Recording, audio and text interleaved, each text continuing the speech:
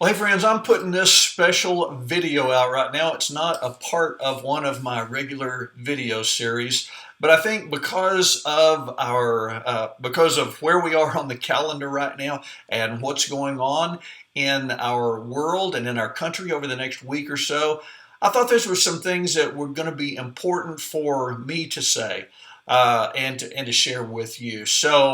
Uh, Here we go. By the time you're seeing this, we're going to be less than a week away from electing the person who will become the most powerful and influential elected official on the planet.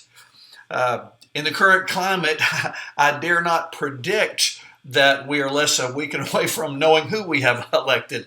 But at least our part in the process, the voting part, will be concluded. And thankfully and mercifully, we will be a few days away from a break in campaign ads.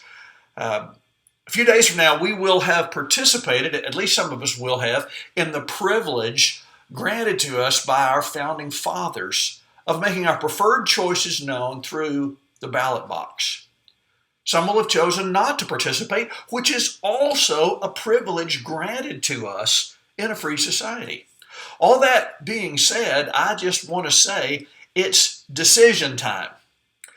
But I'm not talking about that decision.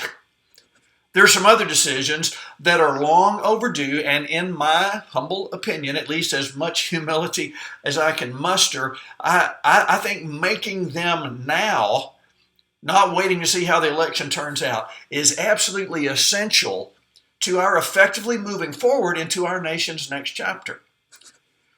So the first of those is this: it's time to decide now that we are at this crucial moment participating in the most important election in history, at least the most important one since 2016 and the most important one until 2024. People feel strongly about the choices before us right now, and that's not a bad thing, but here's the truth. If the person you voted for wins this election, it will not usher in utopia. And if the person you voted for loses, I promise you, the world will not spin off its axis. It just won't. Second decision, it's time to decide now how we will behave when the final results of the election are revealed. Once this election has been decided, it is time for all of us to get to the business of working together for the benefit of one another and for the world. It is not the time for winners to gloat and losers to whine. Neither of those serves any good purpose. I want to challenge all of us to be what you want to see. Third decision. It's time to decide now to do some bridge building.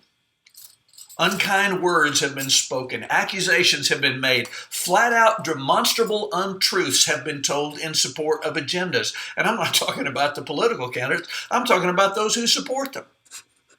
It's time for some genuine apologies to be offered.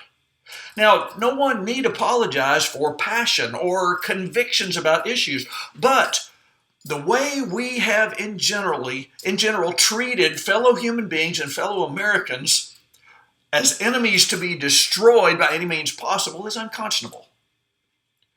And we don't need any, I'm sorry if my statements or behavior offended you, apologies.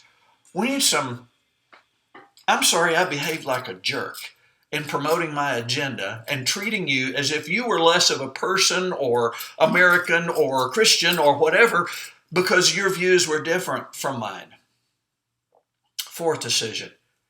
It's time to decide now to do some recalculating and to ask ourselves, what kind of life do we want to live?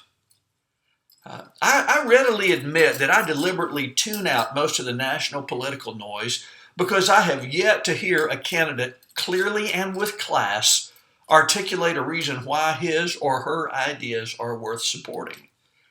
It seems that the common approach is to paint one's opponent as evil incarnate who must be kept away from sharp objects and small children. I realize that the political machine operates that way, and none of us has much influence that could bring any real change. But is this really the way we want to live our lives? In our hometowns, in our neighborhoods? Do we really want to forego opportunities to truly build communities where each person is valued for who they are? Do we really want to place our trust in and give our ultimate allegiance to those with temporary power and flawed character instead of to God, who is all powerful, all knowing, all present, completely perfect, and immeasurably loving? Let's take a hard look at ourselves and decide now that we will choose to be amazing no matter where or how the winds blow. I love you. Be amazing starting today.